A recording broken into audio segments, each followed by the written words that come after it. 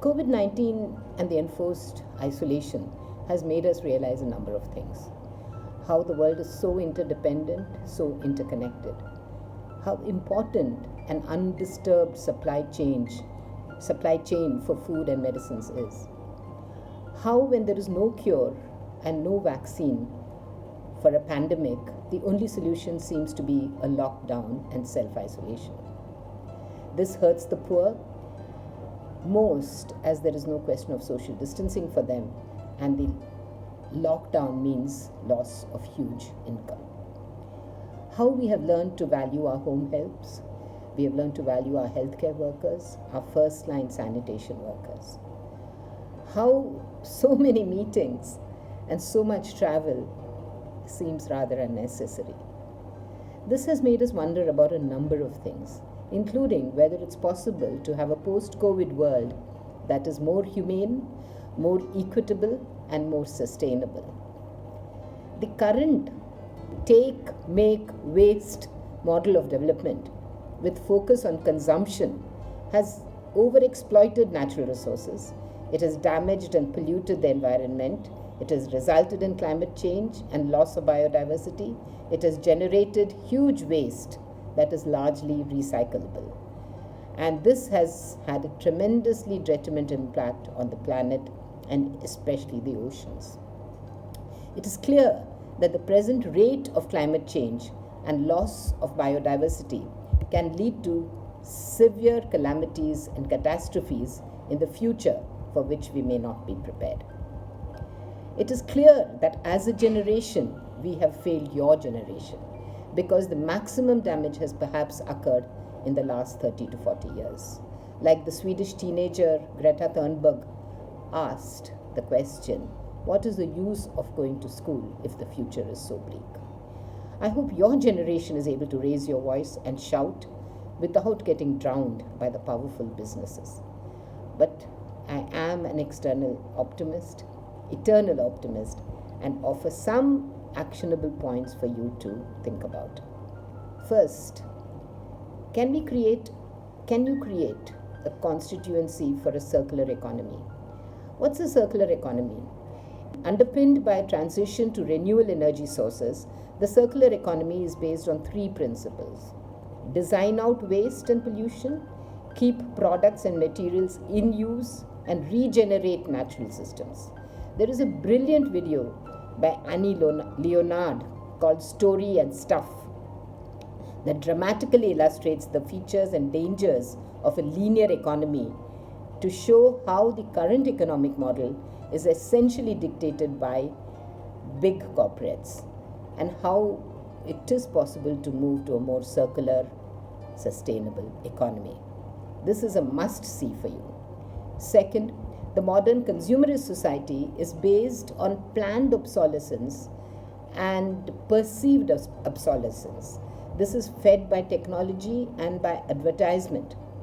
In US, did you know that 99% of material used in consumption basket is trashed within 6 months? Reduce, reuse, recycle should be the mantra, and that should be the fashion.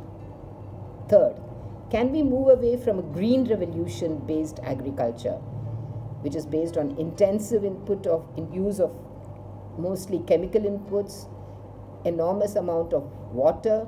Instead, can we adopt agriculture systems that are more ecologically friendly, using natural synergies to regenerate soils, fertilize crops, and fight pests? The fourth point is related to water. Agriculture is the biggest guzzler of water that is overused and overexploited.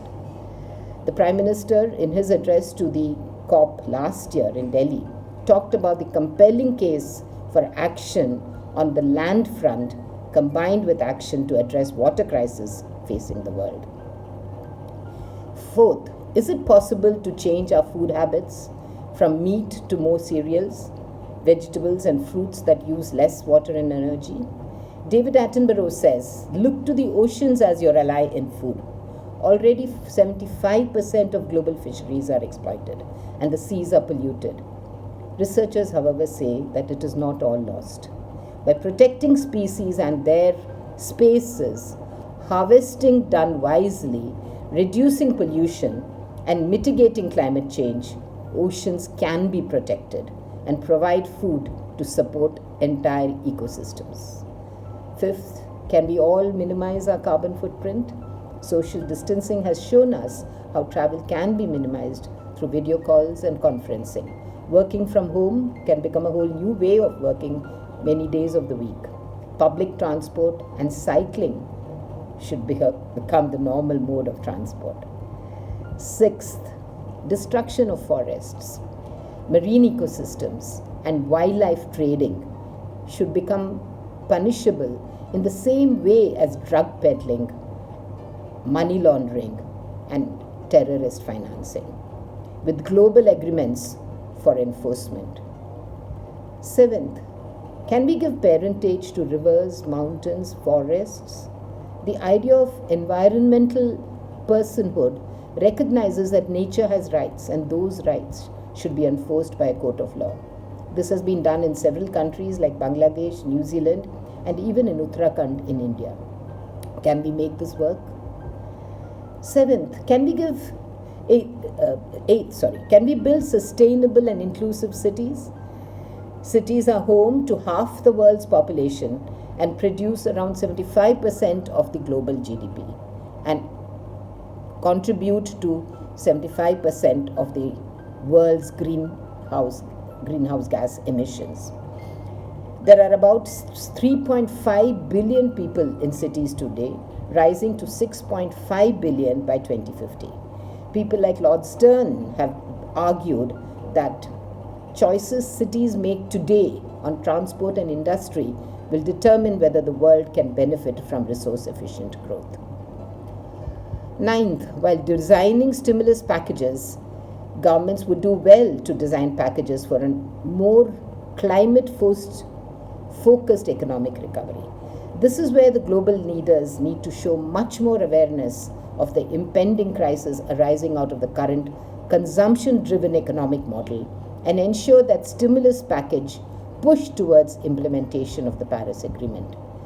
Finally, to conclude with a quote from David Attenborough, surely we have a responsibility to care for our planet, the future of humanity, and indeed all life on Earth now depends on us.